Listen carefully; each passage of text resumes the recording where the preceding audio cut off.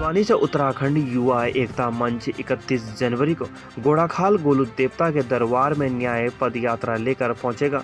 युवा एकता मंच के पदाधिकारियों ने हल्द्वानी में प्रेस वार्ता करते हुए बताया कि उत्तराखंड में युवतियों के साथ अत्याचार और युवाओं के साथ नौकरी में भ्रष्टाचार जिस प्रकार से बढ़ गया है, अब गोलजू भगवान के अलावा किसी पर भरोसा नहीं किया जा सकता है। उन्होंने कहा कि न्याय के देवता गोलजू के दरबार में अर्जी लगाने के लिए युवा एकता मंच के बैनर तले 31 जनवरी को बुधवार हल्द्वानी से गोड़ाखाल गोलजू मंदिर तक पद यात्रा निकाली जाएगी, जिसमें सरकार की सद्बुद्धि से लेकर युवाओं के साथ खिलवाड़ करने वाले लोगों को सजा दिए जाने की अर्जी गोलजू देवता के मंदिर में लगाई जाएगी।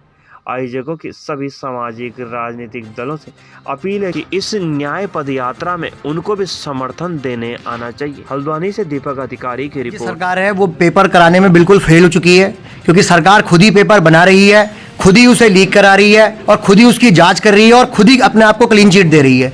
तो हमारी सितंबर माह से हमने महाआक्रोश रैली भी की थी। हमारी यही मांग है सीबीआई जांच कराई जाए, क्योंकि बिना सीबीआई जांच के, बिना थर्ड एजेंसी के आप लोग कैसे अपने आप को क्लीन चिट दे सकते हैं। और आप देख सकते हैं कि दूसरा जो हमारी इसमें अर्जी लगाने का मसला है वो ये है कि अंकिता भंडारी जैसे हत्याकांड हुआ और अभी तक उसमें कोई जांच नहीं हुई है, वीआईपी का नाम नहीं मिला है। क्या जरूरत थी आखिर प्रशासन को रातों रात रिजॉर्ट तोड़ के सारे सबूत मिटाने की। तो यह मेन मुद्दे हैं कि पेपर लीक हो रहे हैं उत्तराखंड में। एक तरफ उत्तराखंड पलायन की मार झेल रहा है, जोशीमठ में आपदाएं आ रही हैं और जो बेरोजगार युवा है वो पेपर की तैयारी कर रहा है, लेकिन पेपर तो वो देने जा रहा है लेकिन उसमें सिलेक्शन किसी और ही का हो जा रहा है। आपका नाम? मेरा नाम राहुल। दिन प्रतिदिन पेपर लीक होते जा रहे हैं और उसमें दोषियों को सजा नहीं हो पा रही है।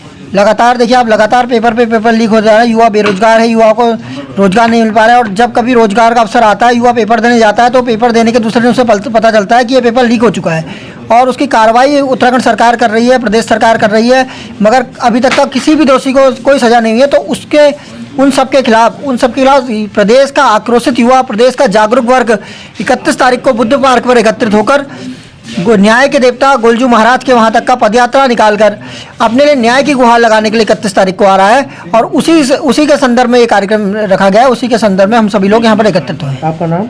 मेरा नाम विशाल भूजक है। देखिए, पहले तो मैं पूरे राजनीतिक संगठनों से आह्वान करना चाहूँगा कि कर्म के युद्ध में निमंत्रण नहीं भेजे जाते हैं, जिनका जमीर जिंदा होता है वो खुद चल कर आते हैं। तो प्रदेश के सारे राजनीतिक, गैर राजनीतिक और सामाजिक संगठन और जिनका जमीर जिंदा है, आज प्रदेश में जो उनकी बेटियों के साथ हो रहा है, चाहे अंकिता भंडारी हो, प्रिया नेगी हो या कोई और हो, तो आज प्रदेश की महिलाएं, प्रदेश के युवा पेपर लीक से त्रस्त हैं। और बाकी जगह आप देखिए कि जगह जगह आंदोलन चल रहे हैं, जायडस वालों के चल रहे हैं, सेंचुरी वालों के चल रहे हैं, सब जगह आंदोलनरत है युवा। आज युवा प्राइवेट नौकरी में जाता है तो प्राइवेट नौकरियों में शोषण होता है। आज अगर वो सरकारी नौकरी की तैयारी करने जाता है तो पेपर लीक हो जाता है। तो मैं पूछना चाहूँगा कि युवा जाएगा कहाँ? क्या आत्महत्या कर ले युवा? इस स्थिति में, ऐसी स्थिति में अगर युवा आत्महत्या करता है तो उसका जिम्मेदार कौन होगा? ये प्रदेश सरकार होगी, पूरा सिस्टम होगा।